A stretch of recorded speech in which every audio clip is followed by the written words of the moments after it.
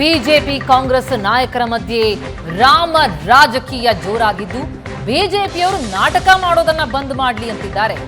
ಚಿತ್ರದುರ್ಗದಲ್ಲಿ ಸಚಿವ ಶಿವರಾಜ್ ತಂಗಡಿಗೆ ಲೇವಡಿ ಮಾಡಿದ್ದಾರೆ.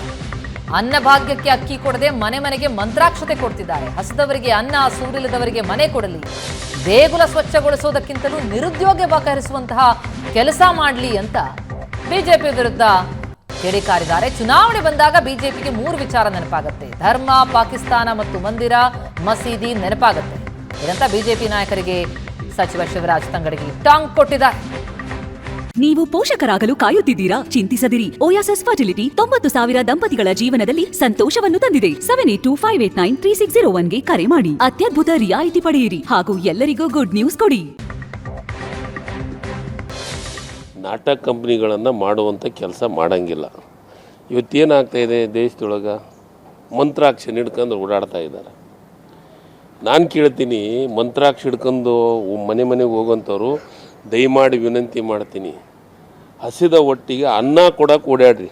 ಈ ರಾಜ್ಯದೊಳಗೆ, ಈ ದೇಶದೊಳಗೆ ಮನೆ ಇಲ್ಲ, ವಸತಿ ಇರಲಾರ್ದಂಥವ್ರಿಗೆ ಮನೆ ಕೊಡೋಂಥ ಪ್ರಯತ್ನಗಳನ್ನು ಆಗಲಿ. ಈ ದೇಶದೊಳಗೆ ಎಷ್ಟೋ ವಿದ್ಯಾರ್ಥಿಗಳು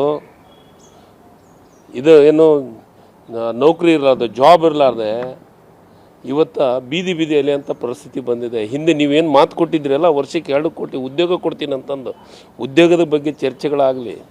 ಅದಕ್ಕೆ ದಯಮಾಡಿ ಇಂಥ ನಾಟಕ ಕಂಪ್ನಿಗಳನ್ನು ಬಿಟ್ಟು ವಾಸ್ತವ ಸತ್ಯವನ್ನು ತಿಳ್ಕೊಂಡು ಮಾತಾಡಲಿ. ಇಲ್ಲೇನಾಗಿದೆ ಅಂದರೆ, BJP ಕೆಲವೊಂದಿಷ್ಟು ನಾಯಕರು ಚುನಾವಣೆ ಬಂತಂದ್ಗೇ ಈ 3 ನೆನಪಾಗ್ತಾವೆ: ಒಂದು ಧರ್ಮ, ಇನ್ನೂ ಒಂದು ಪಾಕಿಸ್ತಾನ,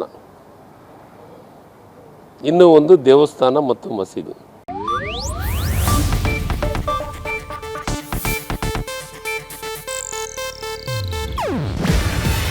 ಇದು ಏಷ್ಯಾನೆಟ್ ನ್ಯೂಸ್ ನೆಟ್ವರ್ಕ್ ಪ್ರಸ್ತುತಿ.